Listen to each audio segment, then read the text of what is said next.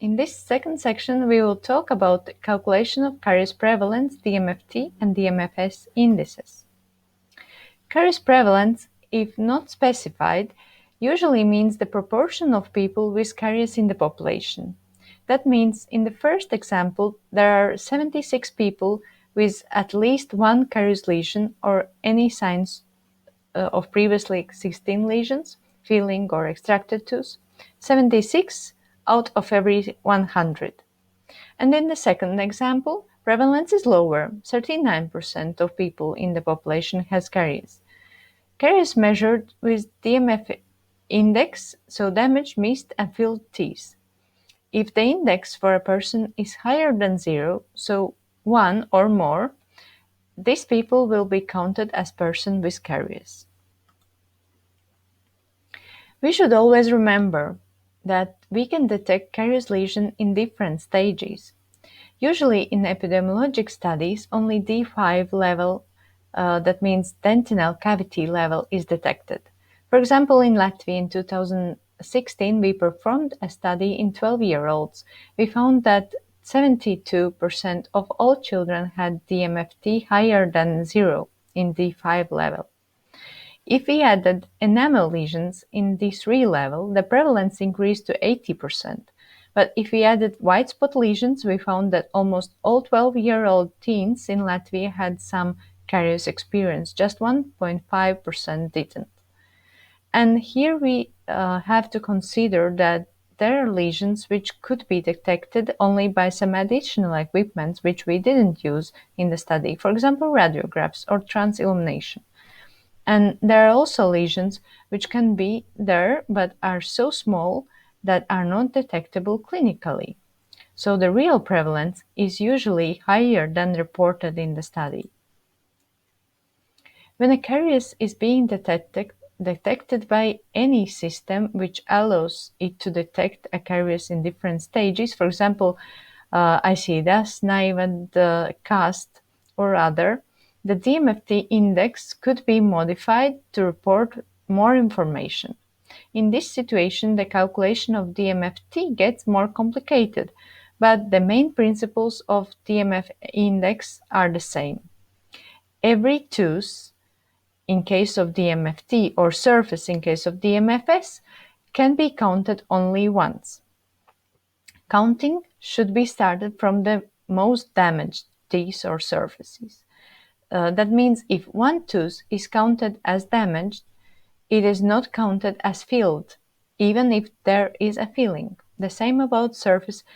If one tooth has secondary caries in occlusal surface and just filling in vestibular surface without caries, then occlusal surface is calculated as damaged, but vestibular as filled.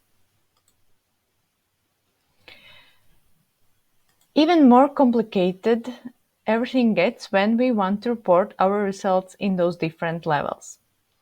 If in the study we use ICDAS, NIVAD or CAST or other system to detect caries lesions in different stages, would be very bad to lose this valuable information. The main objective to report DMFT values in different levels is to assure comparability. There are different studies made in different circumstances. Those made in schools without special equipment and good light could record only maybe D5 level, only caries indenting, cavitation level. So later we would expect to compare those results with another study which maybe had better circumstances, excellent lighting, air blower for drying, etc., and could report the results in D1 level. But if the last study report in D1, D3, and D5, we can later compare the results between those two studies using only comparable D5 level. But if we do a new study again in D1 level, we will be able to compare with the previous one. Here's one example. Now let's think which tooth how will be assessed for DMFT and DMFS indices.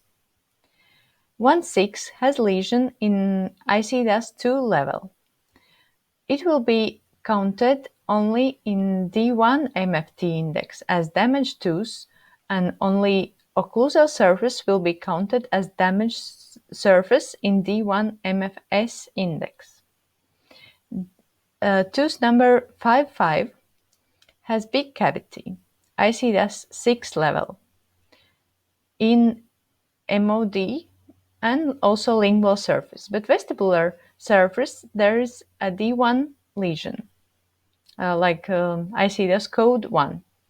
So the tooth will be counted in all indices D1 MFT, D3 MFT, and D5 MFT as damaged tooth, but only 4 out of 5 surfaces will be included in D3 MFS and D5 MFS indices, and all 5 surfaces will be counted as damaged in D1 MFS index.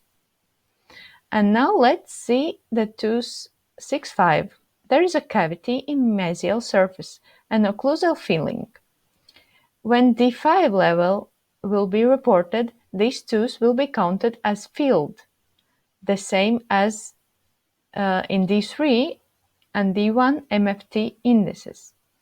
But when surfaces will be counted, then occlusal surface will be counted as one filled surface in D5 MFS, D3 MFS, and also in D1 MFS indices, but mesial surface will be counted as damaged in D3 MFS and D1 MFS indices, but it will not be included in D5 MFS index. So, DMFT index in different levels will be as follows: 3 T's in D1 level and 2 T's in D3 and D5 level.